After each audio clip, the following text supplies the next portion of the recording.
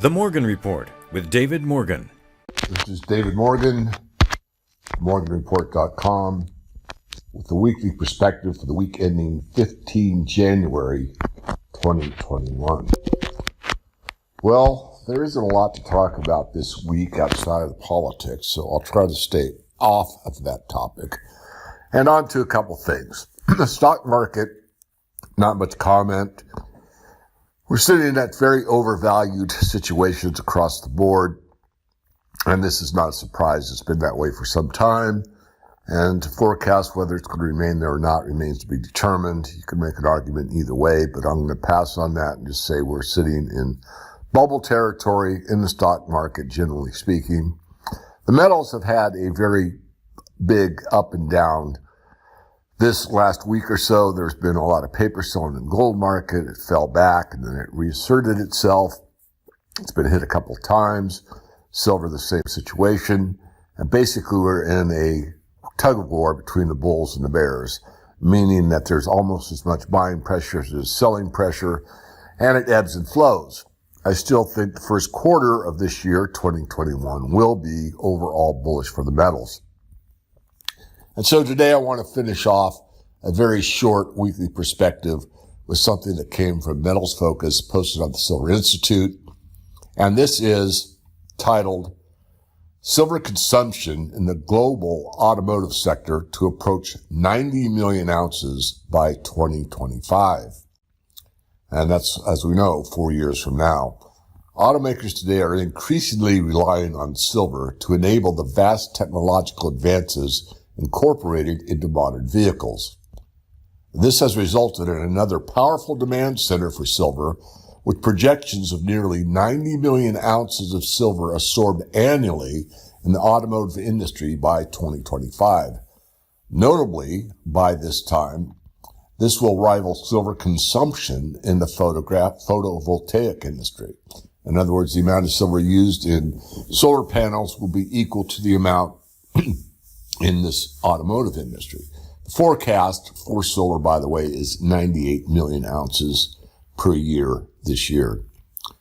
To provide a better understanding of silver's important function in the automotive sector, the Silver Institute, as part of a series of market trend reports, announced silver's growing role in the automotive industry. That's a special report you can download from their website, produced on its behalf by Metals Focus, as I mentioned earlier. The report examines trends in automotive production, including the evolution of hybrid and battery electric vehicles. It also addressed transportation policies that favor vehicle electrification in some of the world's most important vehicle markets. The report provides analysis of silver automotive demand in a range of vehicles and the growing importance to silver demand of ancillary automotive services. The report concludes with the assessment of current and forecasted silver demand in automobiles through 2025.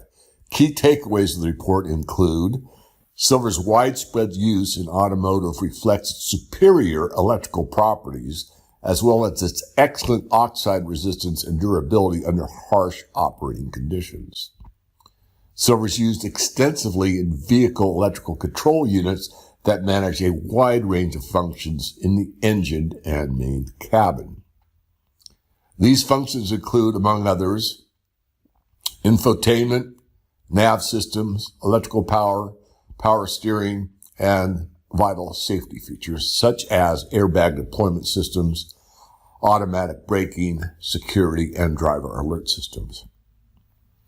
Average vehicle silver loadings, which are currently estimated at 15 to 28 grams per internal combustion engine, have been rising over the past few years. In hybrid vehicles, the silver use is higher at 18 to 35 grams per light vehicle, while battery electric vehicles are believed to consume in the range of 25 to 50 grams of silver per vehicle. The move toward autonomous driving should lead to a dramatic escalation of vehicle complexity, requiring even more silver consumption. Silver automotive demand this year is projected to be 61 million ounces, and ancillary services that require silver are also increasing, including charging stations and charging points for electric vehicles.